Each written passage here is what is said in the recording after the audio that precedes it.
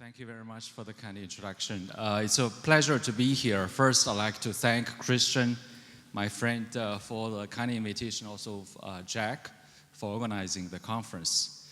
What I'm going to do today is to give you an update on our work on developing more effective treatment for persistent Lyme disease.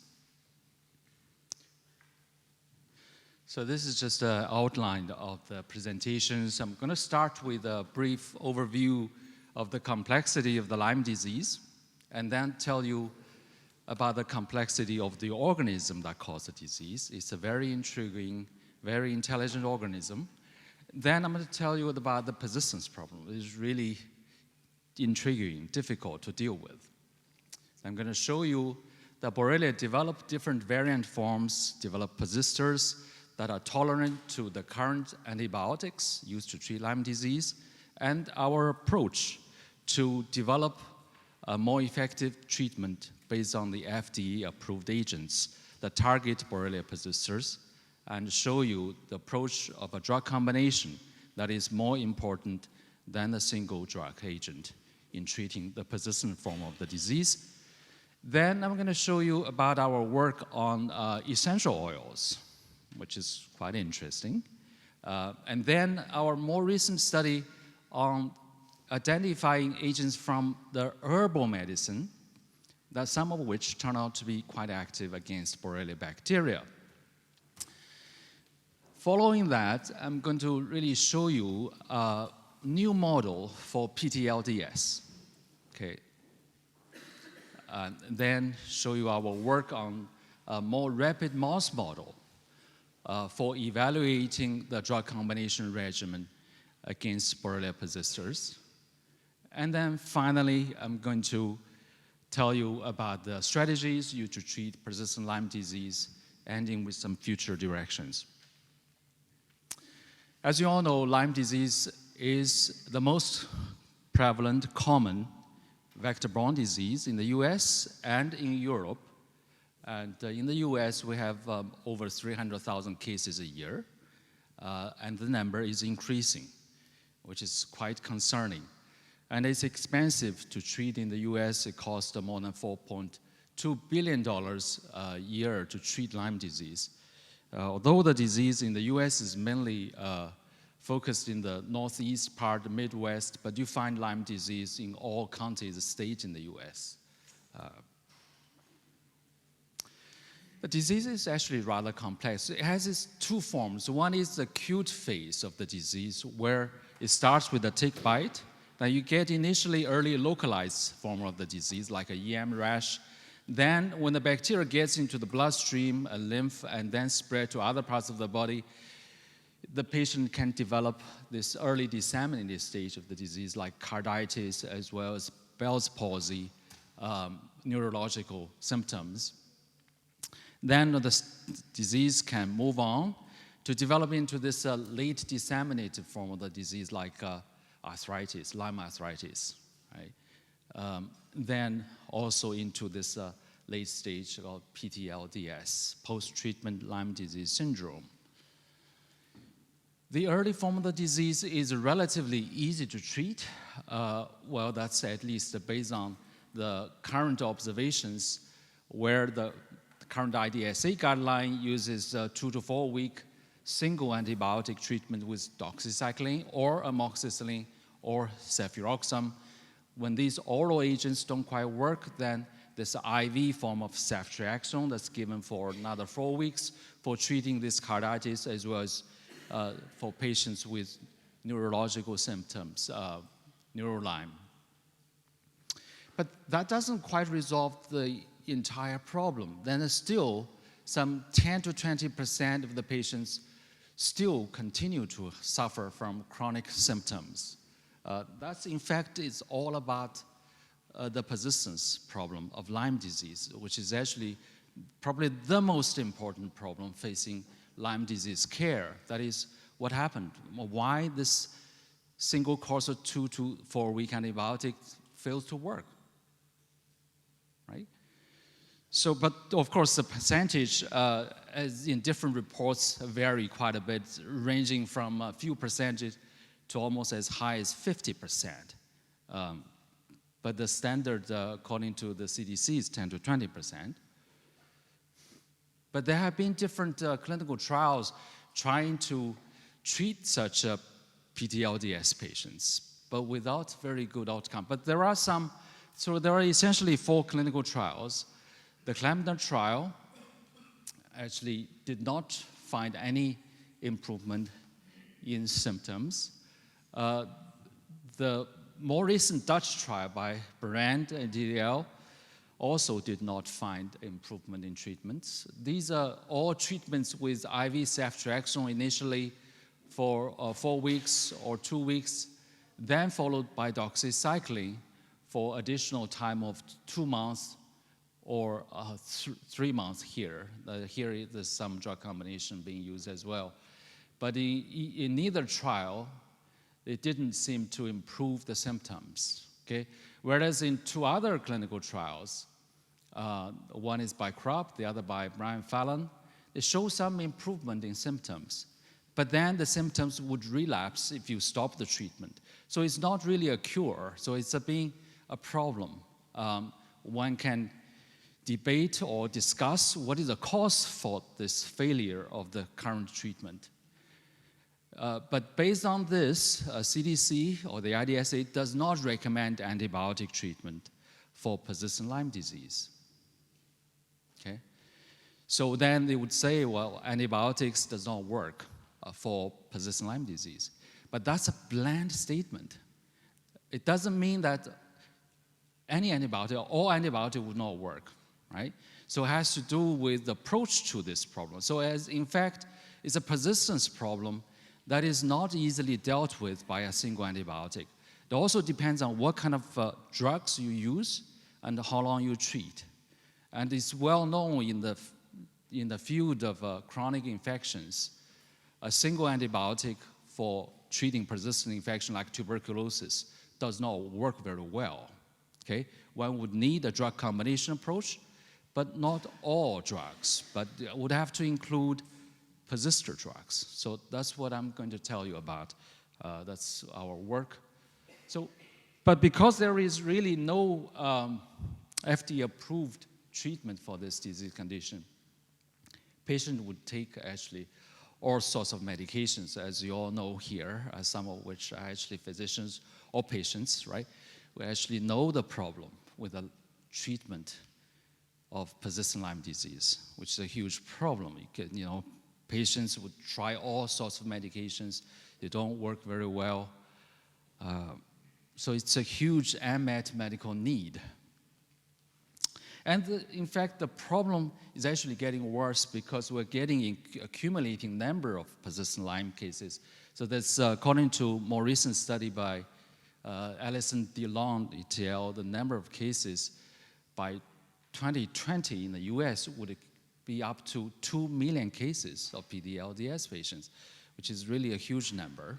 This is only in the US, we're not talking about Europe or the others.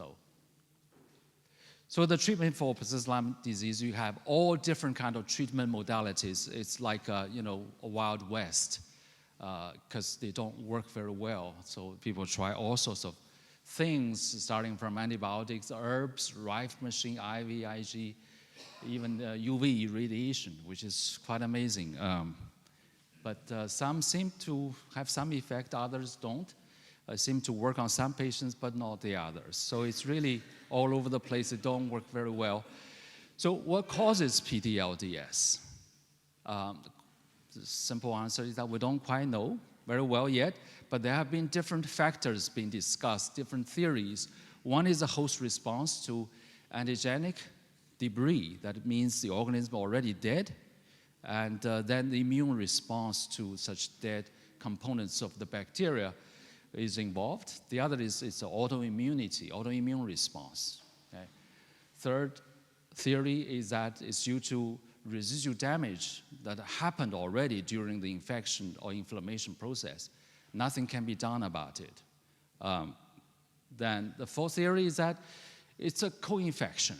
Okay, if you talk to LLMDs, they say majority, over 90%, which is quite amazing. Of course, I'm not denying this persistent co-infection being involved, but the percentage is not really that clear.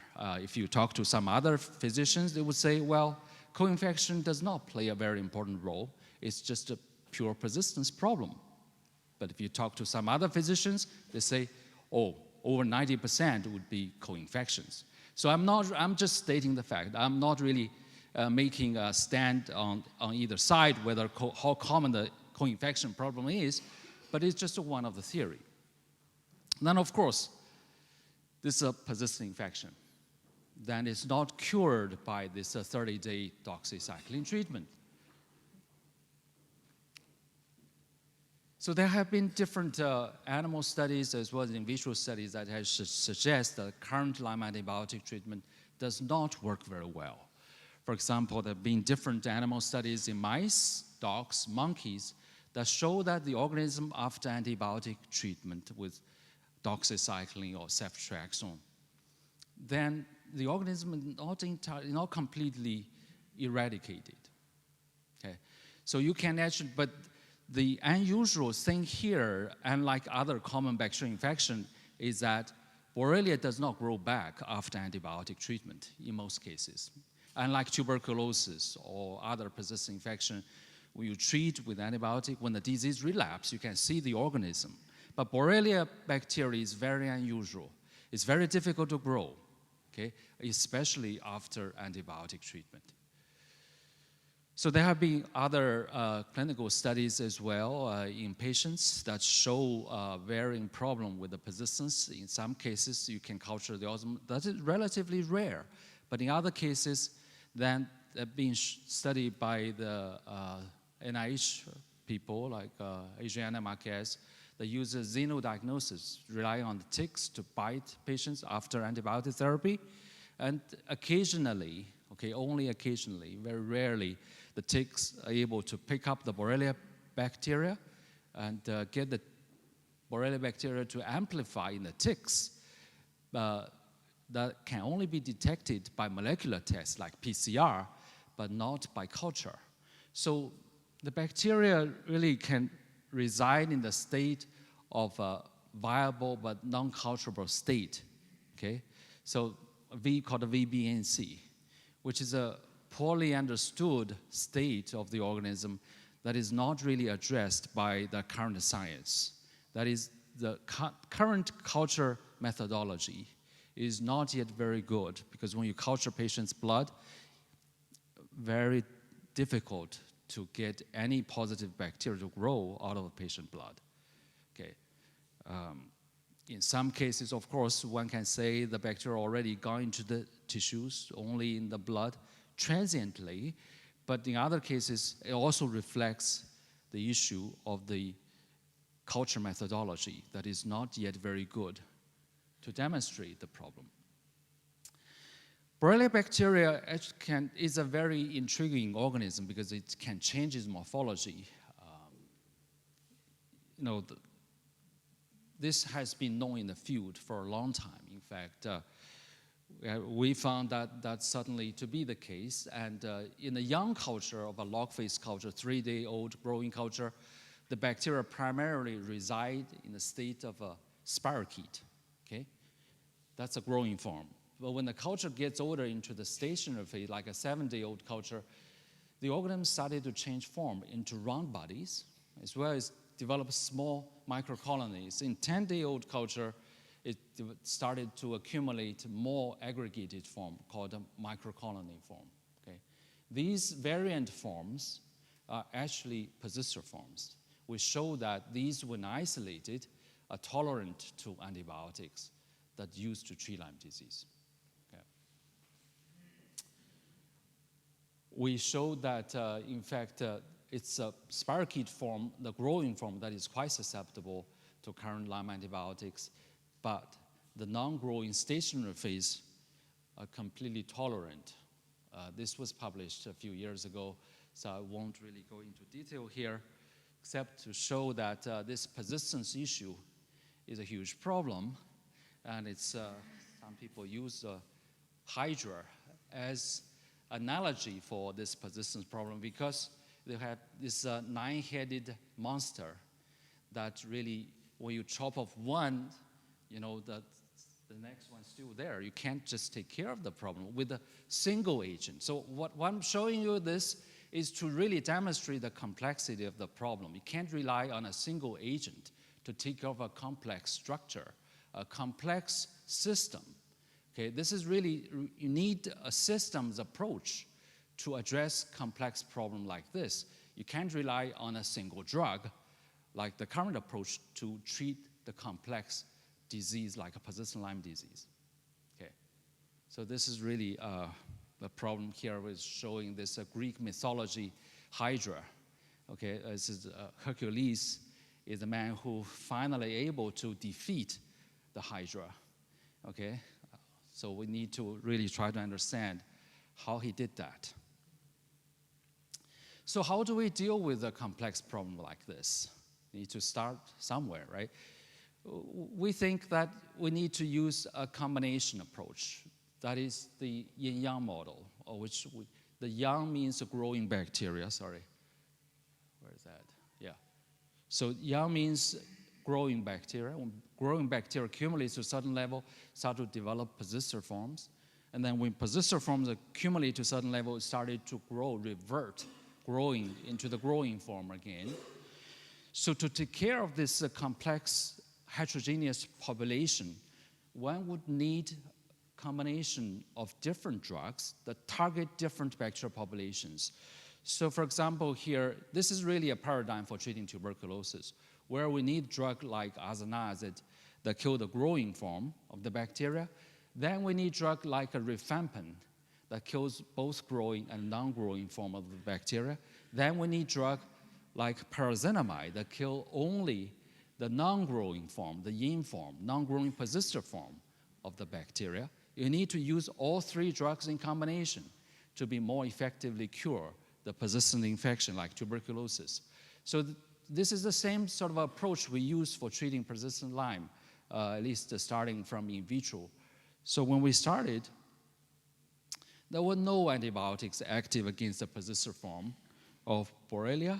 So we have to develop tools to more effectively screen the FDA drug library using this cybergreen PI assay, which is a viability assay.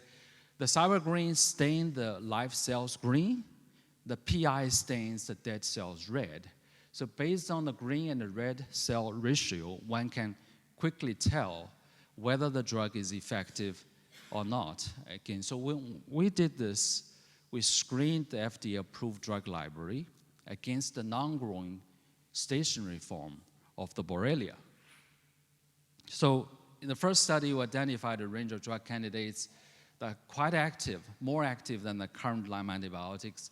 These include daptomycin, as used for treating MRSA, clofazimine, which is a very interesting drug. Clofazimine is a drug used for treating leprosy, and now used for treating MDR tuberculosis, is actively advocated by WHO for treating MDR TB, multi-drug resistant TB right now, because clofazimine play an important role in shortening the TB therapy.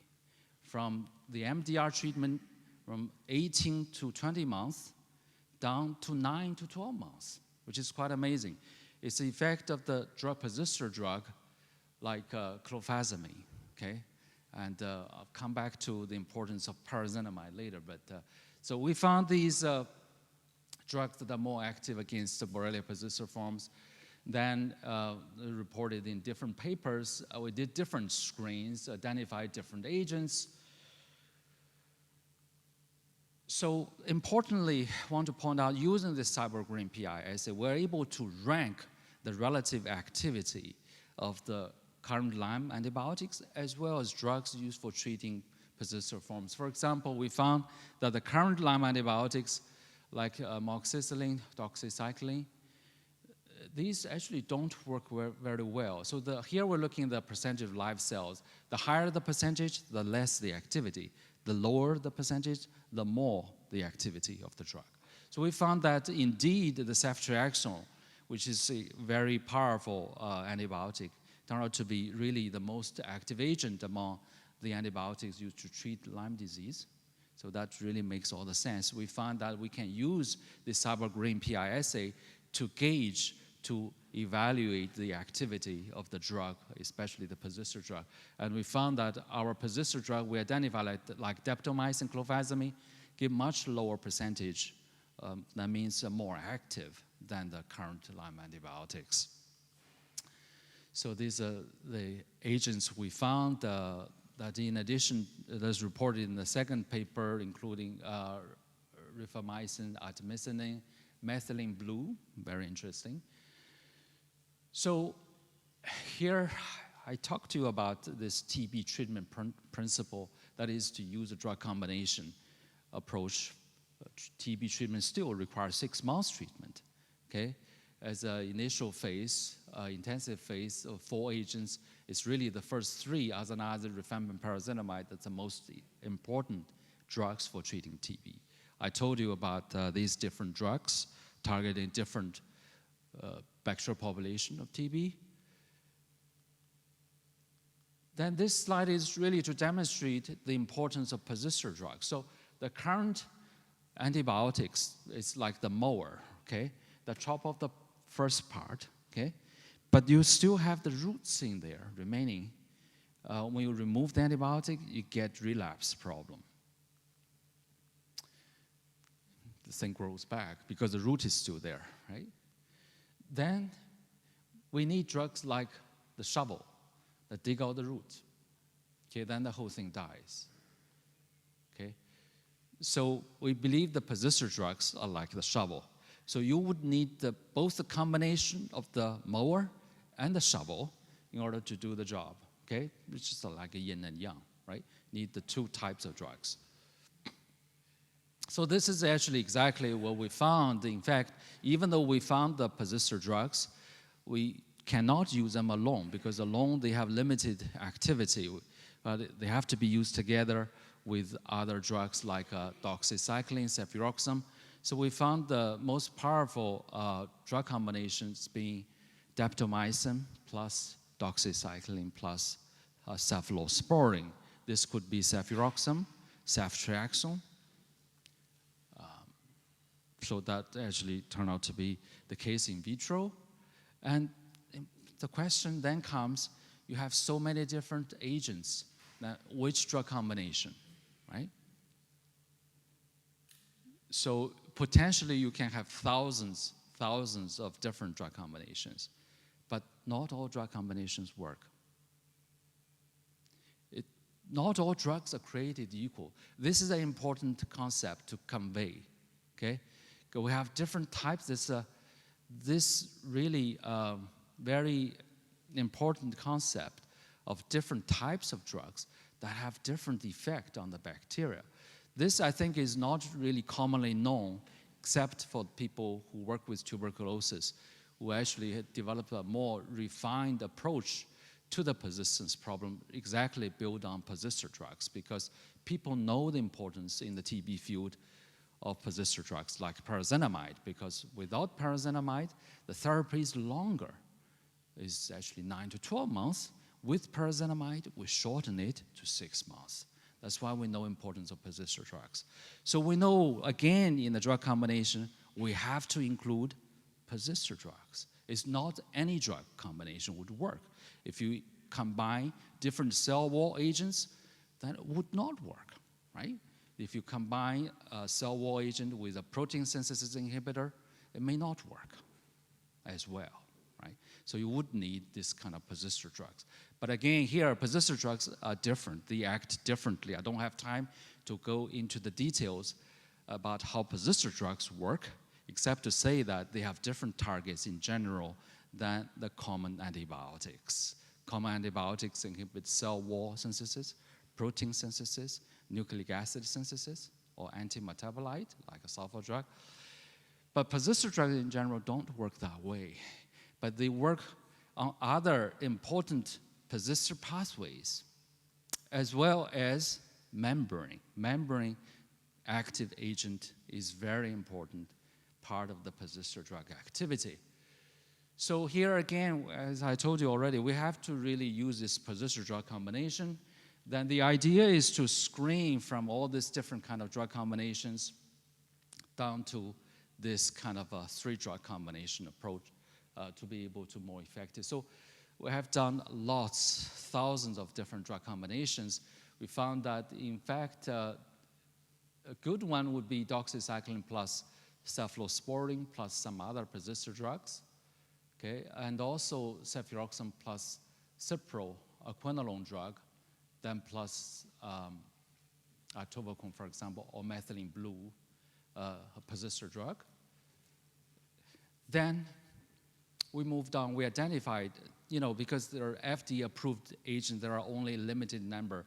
So we expanded the study to identify additional drugs that potentially active on persisters. So we looked at essential oils. So in the field, actually thanks to Judith, who is here in the audience, and she informed me about this oregano oil. In her experience, seemed to be pretty good. So initially we didn't quite know, of course, so we screened a range of essential oils. In the first study, we found that indeed, in fact, oregano oil is very potent, very active, and cinnamon bark as well. Clove bud is very active as well. So here, I'm sorry, can't see very well, but these essential oils, very active, very, very potent. At 0.1 to 5%, seem to be more active than daptomycin, the persistent drug. So that's really quite interesting, quite encouraging. So the active component of oregano oil is carvacrol, okay? So the different sources of oregano oil would contain different percentages of the active component. So the source is actually apparently important, right? So there have been some studies. There's not that much study about the in vivo effect of the drug, but then there was a study from the swine study that showed that it's possible to get this oral dose to achieve adequate blood concentration. Of course, this essential oil have to be used very carefully because they are very potent, can have side effects. You need to dilute it with carrier oil, right, to really avoid the potential side effect. But of course, more studies are needed to know how to really better utilize these potent activity of the essential oil. More studies are needed. So the other active component we found was cinnamaldehyde, which is derived from cinnamon bark, this is actually used in a lot of food stuff, like ice cream, candy, chewing gum, beverages. It's really quite interesting. So it has a potent activity. Then in the second essential oil study, we looked at additional 35 essential oils that we found some additional interesting hits, like garlic oil, allspice, myrrh, haricum, leucicubeba, etc. These are the top 5 out of the top 10 we identified. So even at 0.1% can completely eradicate Borrelia persisters, so that in subculture studies, they don't grow back, the bacteria don't quite grow back. So we're in the process of identifying the active component as well as doing PK study, toxicity study, and evaluate their activity in vivo. So here is a slide to show you that, in fact, this essential oil and antibiotic combinations can be quite active, can be potential treatment strategy to utilize both essential oil as well as antibiotics in combination.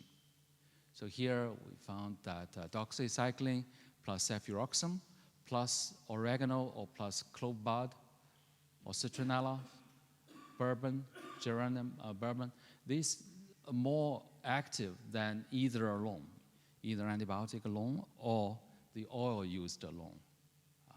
Of course, here the oil was used at a lower percentage, 0.05%, such that alone they do not completely eradicate the organism. That's how you can look at the effect of the drug combination. So I'm going to skip that. So then more recently, we evaluated a panel of natural products or herbal medicines that's being used by Lyme patients. And this is a study in collaboration with Sandra Schweig and also Jacob Leon from California. This work supported by Bay Area Lyme, where we evaluated a range of natural products used by Lyme patients, for example, Buhner protocol. Some turn out to be very potent, very interesting. For example,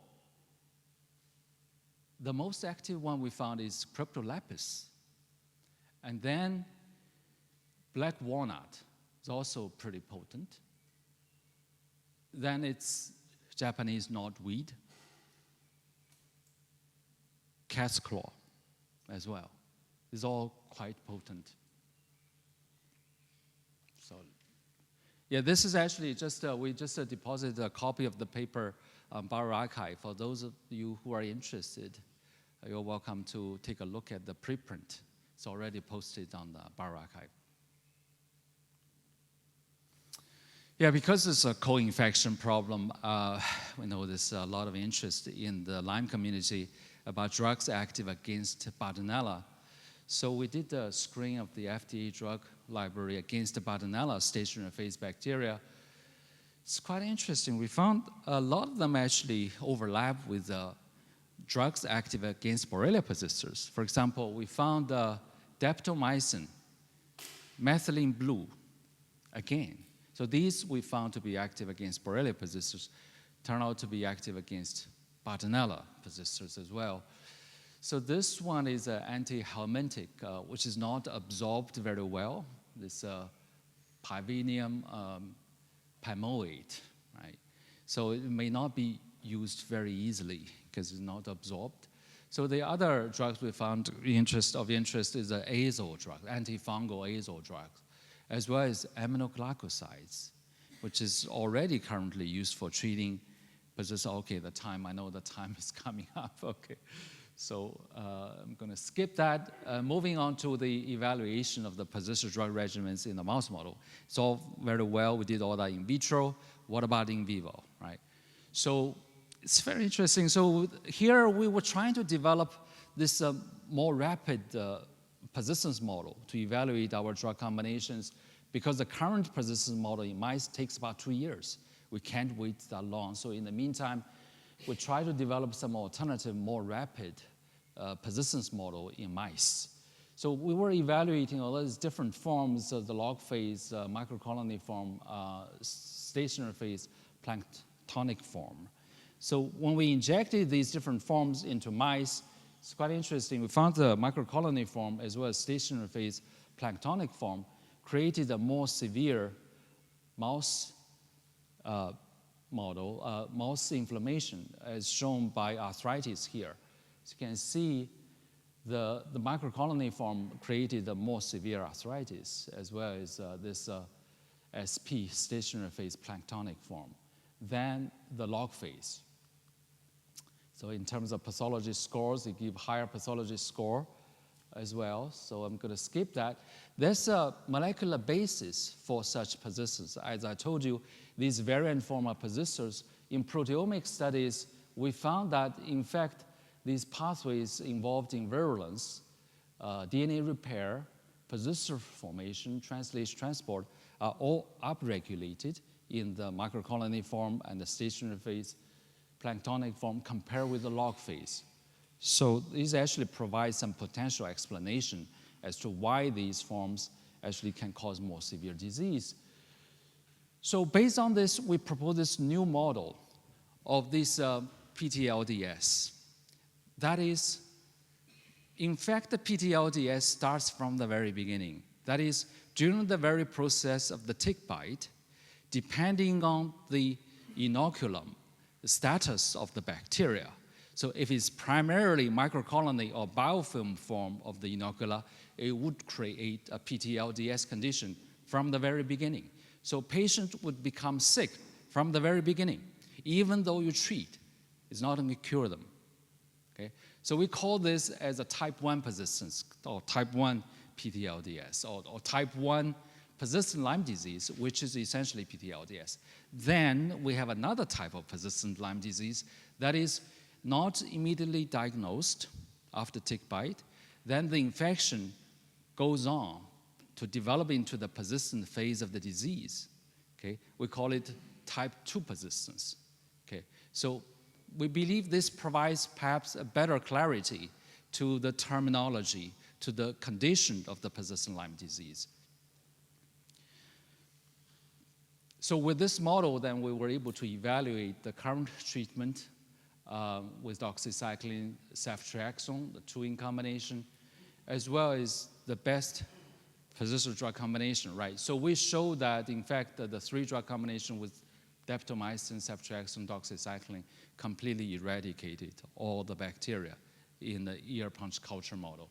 In PCR as well, I didn't have time to talk about that. So it's a different levels of persistence. So with the early Lyme, it's easy to eradicate. You get this thing taken out very easily. But the Pd Lts is not easy, right? So yeah, this is probably the last slide. So what's the future for treatment of persistent Lyme disease?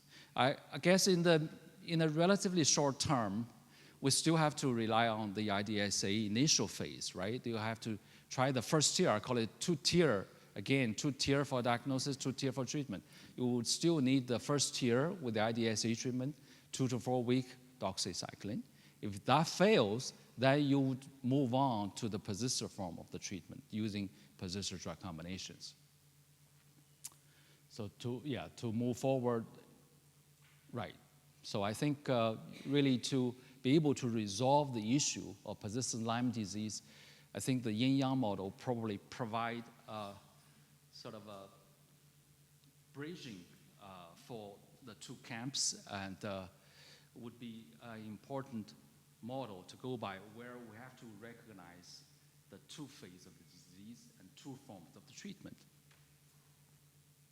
I'd like to thank people who are involved in the study, as well as the founders.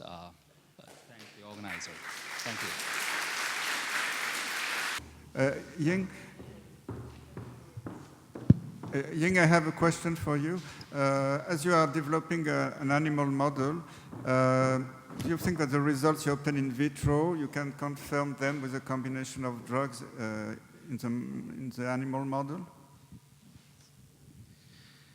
Yeah, so we believe the model we develop would be potentially useful for more effectively evaluating all these different kind of drug combinations. I know our in vitro study was published some years ago. The first one in 2015. It's been about 4 years. Yeah, 4 years. So all this time, we don't really sit there doing nothing. We work very hard. We try to evaluate, try to solve the problem. And by the way, I didn't have time to talk about really the long-term persistence model. It's a work in collaboration with Monica Ambers that actually produced some interesting data there. I didn't have time to talk about that, or it's not quite ready for publication, but yeah. So, I mean, in the meantime, that's why we think that we cannot wait. We cannot just rely on the long-term persistence model. That takes about 2 years. We have to use something that's more rapid. With this model, it would still take about 3 months, 2 to 3 months. Yeah.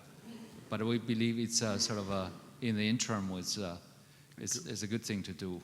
And that actually validates the approach of drug combination. I didn't quite have time to discuss in detail where a single drug or 2-drug combination does not quite work. It's a persistent drug combination that actually worked, and that validated the approach of our in vitro study and the approach of using persistent drugs in combination. Thank you. Question? Yes? Okay. This is a question for Ying again. If I understood correctly, when you inject the mice with microcolonies, do you see a difference in their serological response compared to when you inject them with the vegetative actively growing cells? Can you repeat? I didn't quite hear the first one. Okay. With your mouse model, when you injected them with the microcolonies, was there a different serological response in the mice? Well, we didn't quite look at that. That's a good point. We could. Yeah, we don't quite know that. It would supposedly, because it would have a different antigen expression, and that's what we showed in that proteomic study. Yeah. but we didn't quite examine that in detail. It would be a very nice model for injury or exposure-mediated infection, say with blood products or urine products. Well, thank you. Other questions? Thank you very much. Effectively, in Lyme disease, we have a big problem with therapy because there is this very big campaign against antibiotics. So I was also confronted with that, what we can do. I don't like to give in any way long-term antibiotic treatment. And on the other side, I was convinced that in chronic Lyme disease, we cannot cure in 1 month or 2 months of therapy. As Ying told, that for the tuberculosis and other co-infections which are present also in Lyme disease, which is Coxiella, Burnetti, Rickettsia gonorrhoeae, even the guidelines are telling that one have to give 12 months or 1 year or even 2 years of antibiotics. But still, I don't like too much to give always antibiotics. And on the other side, if we are using, for example, this natural therapy, what's happening that the colleagues don't consider it as scientific, and one can cut your head if you are trying to use them. So I think this is why it is really very, very important that you are doing research on that. Now, what I have tried to do is to give the antibiotics, alternate with essential oils or some other drugs which are plant extract, and we are using commonly in gastroenterology or for example, for the oregano, it is used in food industry. To have the possibility to use it in food industry, they had to do a lot of research on that, and this is how I know that it can kill bacteria 300 times. It's completely in harmony of what you have shown, 300 times stronger than the antibiotics. And also it is antiviral, anti-fungi, anti-protozoa, and even vermifuge. And no, it's, so this is why I think it's really very important, the work of Ying about this topic, because we need research in order to prove, and even further research in order to prove all the safety and other concerns. More than what we have today. For the Artemisia, it was also very interesting to learn about it. Like Oregon can also act against protozoa, whether Artemisia can also act on Borrelia. Did you thought about it? It would be interesting to see. Thank you very much for this great works. Well, thank you, Judith, for the nice comment. You bring up a very important issue about treatment for persistent infection. Indeed, it's not easy to treat. It would take, actually, that's why I think the current approach, it's a matter of inclusion of persistent drugs. Even with persistent drugs, you would actually need a long time, relatively. So the time needed for successfully treating a persistent infection like Lyme disease is still, remains to be determined. But I think what you say is correct, that we would likely need longer than a month, or even 2 months, probably three months, right? So it's a matter of the kind of drug combinations to use, as well as the approach. And I like you're right, you bring up the issue of toxicity of the current antibiotics, right? The potential use of essential oil or some other natural products, herbal medicine, that can, in the meantime, also have activity against the bacteria. Use them alternately, like what you do already in the clinic, as well as use them perhaps in combination. These are all very important topics that are worth really clinical studies. I think I didn't quite have time to go into the clinical trial aspect of this, which is hugely important. Very important. How long we treat such patients, what kind of drug combinations we use, whether we use them sequentially or we use them in combination. So these are all very important questions that need to be addressed in order to develop a more effective cure for such disease condition. Thank you. I mean, thank you both for that work. It's really nice as a herbalist to see the work actually, validated that we also do.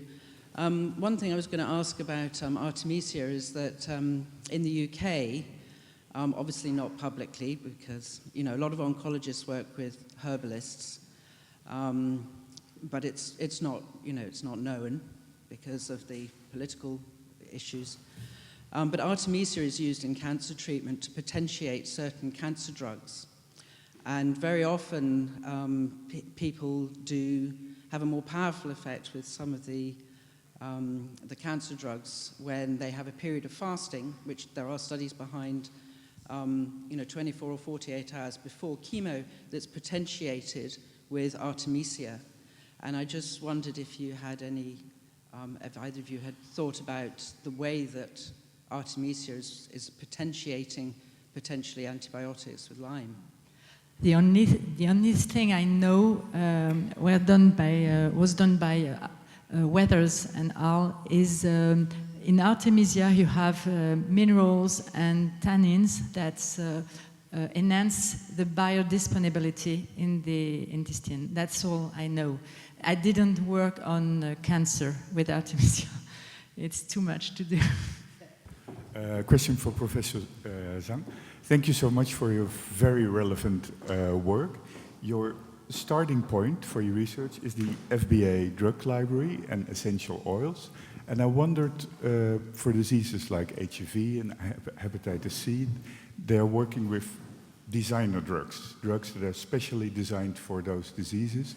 And the starting point is often the library of molecules of pharmaceutical companies, and I think they are really much larger than the FDA drug library. So I was wondering, did you consider designing a drug by yourself? Yeah, that's a good point. I did get such comment from Rhys Stricker as well. He said the approach to go forward with this FDA-approved drug library can't just use these agents already existing. You probably have to modify it in such a way that it provides some novelty to be making it a viable product. Well, I mean, I'm not really so much involved in that aspect. We're sort of just doing this, trying to find out what would be the best drug combination. But agree that this is an important thing to consider down the road. How can we make it into a viable product after clinical trial, for example? Yeah. A last question, yes. Sorry, hello. I'm asking this on behalf of an English patient that was unable to travel today. They heard that the trials, sorry, I'll read it out, heard that they're going to be entering trial phases, and will there be options for patients to get involved in at that stage?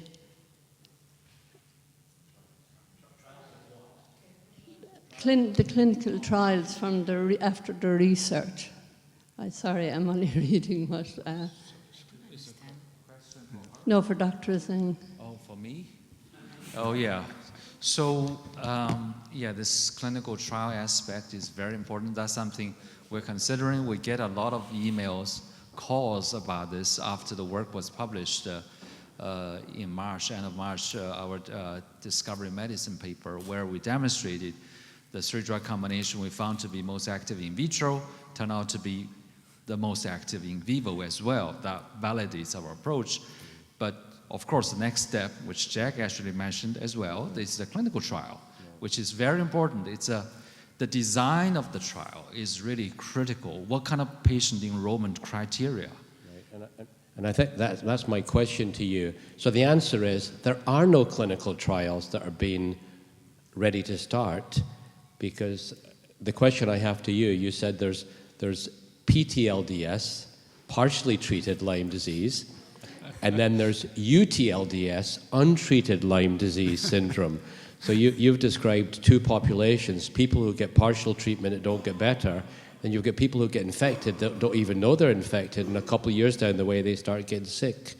There has to be recognition of that in the medical community first, before you can even design a study because you have to include these patients in your clinical trials, and then you have to start doing studies on different combinations of antibiotics, different combinations of herbal products.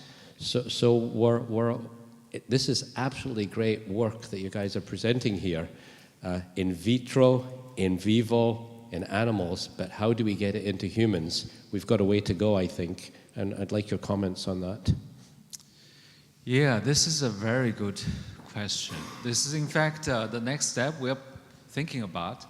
There has been interest. Actually, we get some support from our institution along that thinking. But the thing is, we have to be very careful to get all the players in place, including IDSA, ILADs, right, as well as patients, as well as researchers, biostatisticians, who can ensure the trial is designed properly, convincingly. And also the patient enrollment criteria is absolutely important. A person who actually just initially failed the 30-day antibiotic treatment versus those who have been sick for years would have a different treatment response. So this kind of heterogeneity of the disease condition needs to be taken into consideration.